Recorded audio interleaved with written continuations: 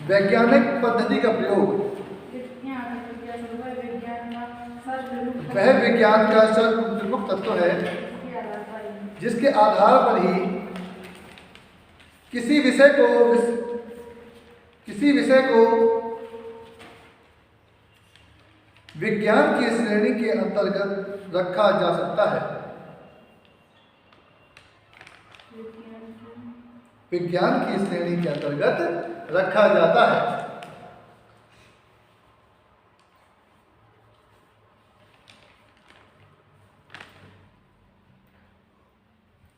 वैज्ञानिक पद्धति का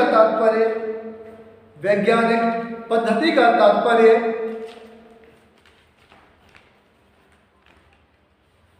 एक ऐसी कार्यविधि से है।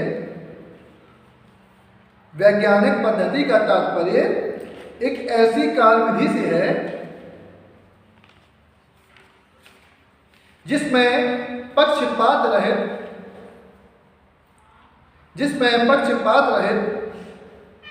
होकर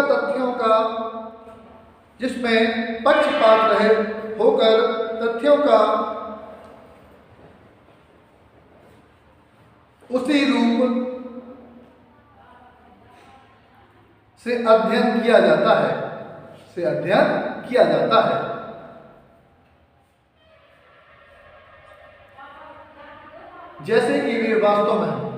जैसे कि वे वास्तव में हों।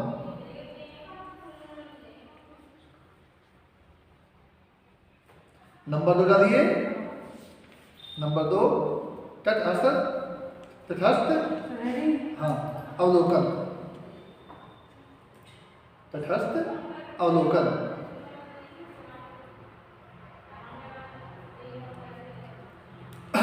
अवलोकन का अर्थ किसी तथ्य का सूक्ष्म रूप से निरीक्षण करना है। अवलोकन का अर्थ किसी तथ्य का सूक्ष्म रूप से निरीक्षण करना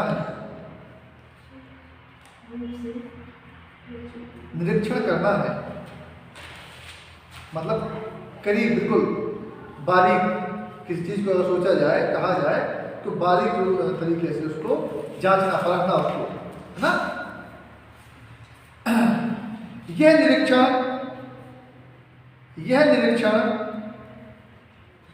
अध्ययनकर्ता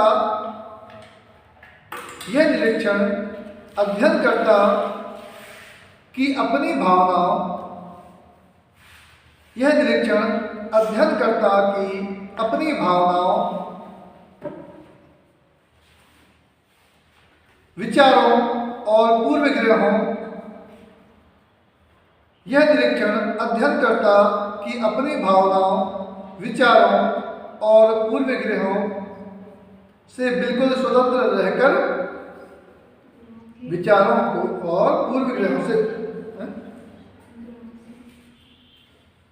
अपनी भावनाओं, विचारों और पूर्वाग्रहों से बिल्कुल स्वतंत्र होकर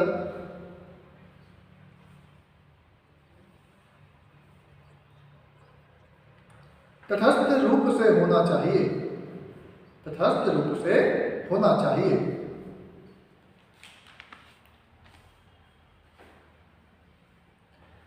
अगली हेडिंग लिखिए। नंबर 3 तथ्यों का विश्लेषण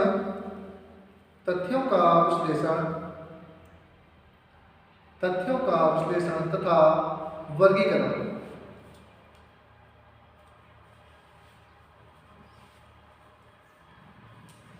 विज्ञान की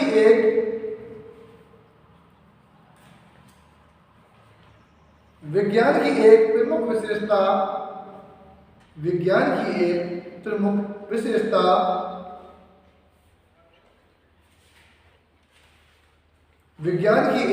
विशेषता प्रत्येक तथ्य का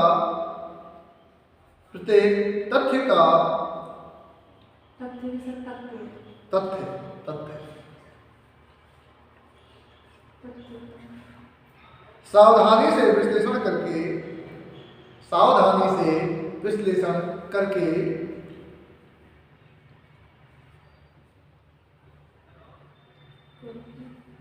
करके उन्हें समान प्रकृति वाले समान प्रकृति वाले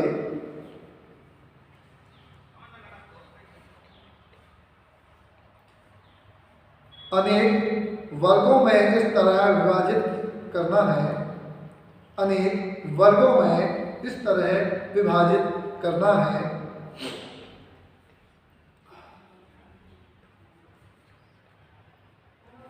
अनेक वर्गों में इस तरह विभाजित करना है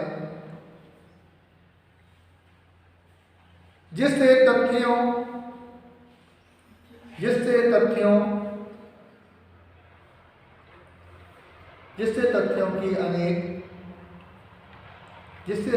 की अनेक श्रेणियों का निर्माण हो सके। तथ्यों की अनेक श्रेणियों का निर्माण हो सके।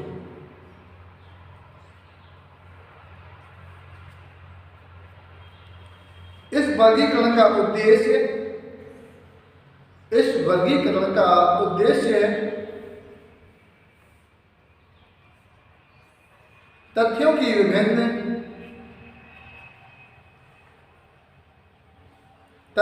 विभिन्न श्रेणियों की एक दूसरे से तुलना।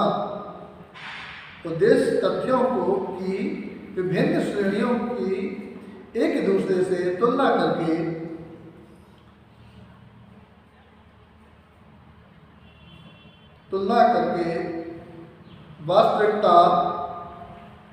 वास्तविकता को ज्ञात करना होता है। तुलना करके वास्तविकता को ज्ञान करना होता है।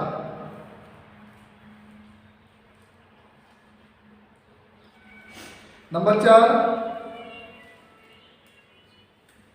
क्या है का वर्णन। क्या है का वर्णन। क्या है का वर्णन। विज्ञान का संबंध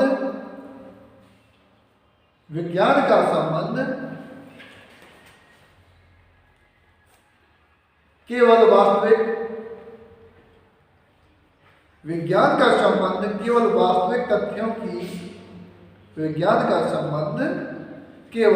वास्तविक तथ्यों की व्याख्या करने से है।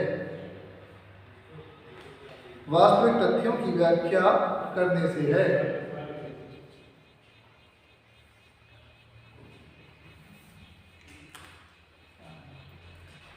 यह किसी कल्पना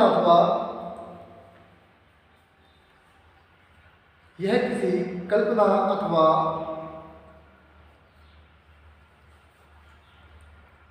आदर्श को महत्व नहीं देती।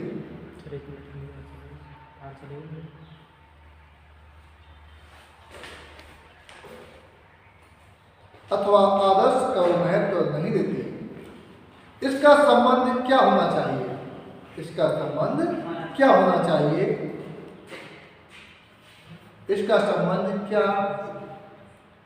होना चाहिए से नहीं है।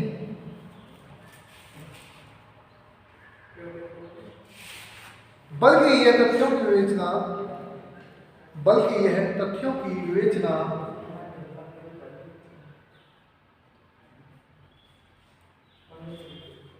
उनके यथार्थ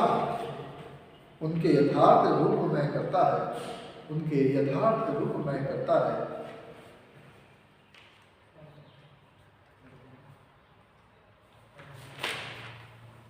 यह तथ्य अच्छे हों या बुरे।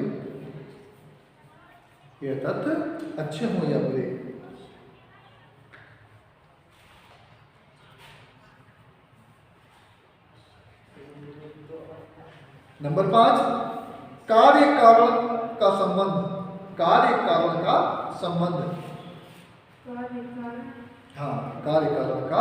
संबंध मतलब कार्य कारण क्या है, कार्य से कारण क्या हो सकता है ना। विज्ञान यह जानने का प्रयत्न करता है। विज्ञान यह जानने का प्रयत्न करता है कि कोई घटना किस रूप में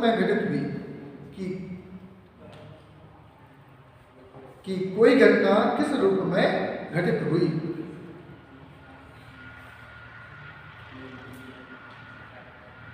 किन कारणों से घटित हुई किस रूप में घटित हुई, किन कारणों से घटित हुई।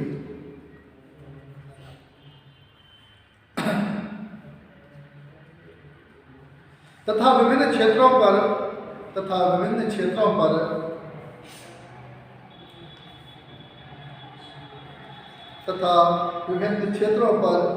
इस घटना का क्या प्रभाव पड़ा।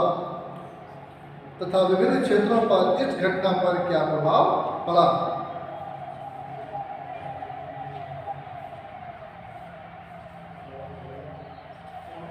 तात्पर्य यह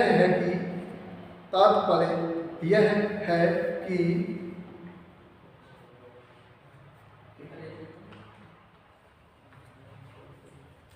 विज्ञान कारण का प्रभाव है, कि विज्ञान कारण का प्रभाव, कि विज्ञान कारण का प्रभाव तथा व्यवस्थित रूप से अध्ययन करता है,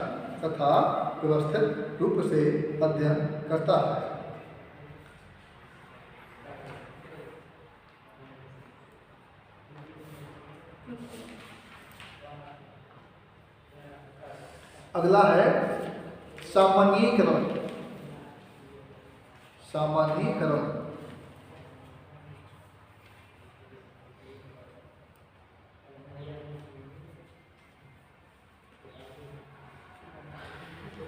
विभिन्न तथ्यों से यह संबंध विभिन्न तथ्यों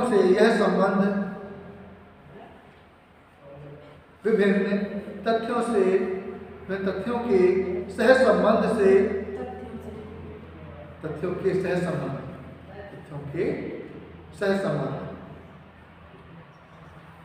जो सामान्य निष्कर्ष प्राप्त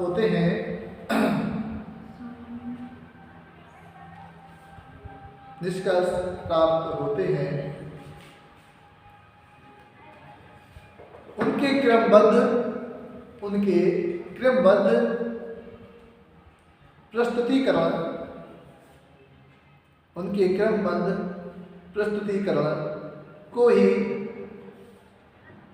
क्रमबद्ध प्रस्तुतिकरण को ही सामान्यीकरण कहा जाता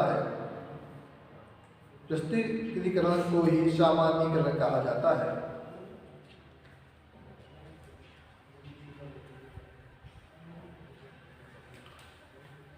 सामान्यीकरण को ही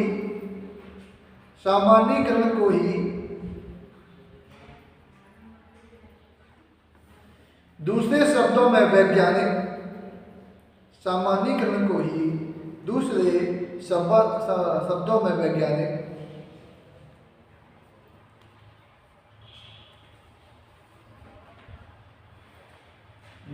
नियम भी कहा जाता है।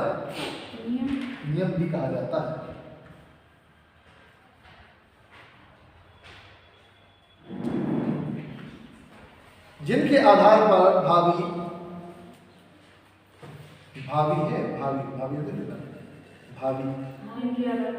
है ना,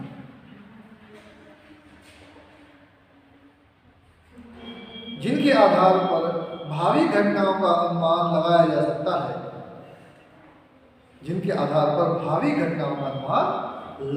सकता है।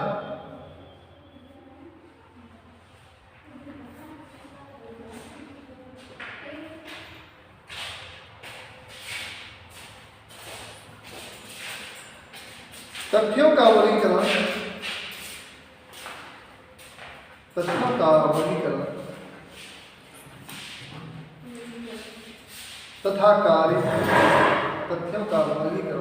कार्य कारण का संबंध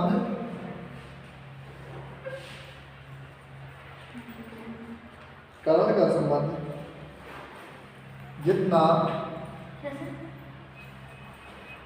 वर्गीकरण तथा कार्य कारण का संबंध जितना यथार्थ और स्पष्ट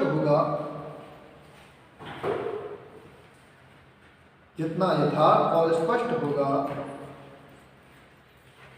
सामान्यीकरण की प्रतिक्रिया उतनी ही वैज्ञानिक बन जाती है।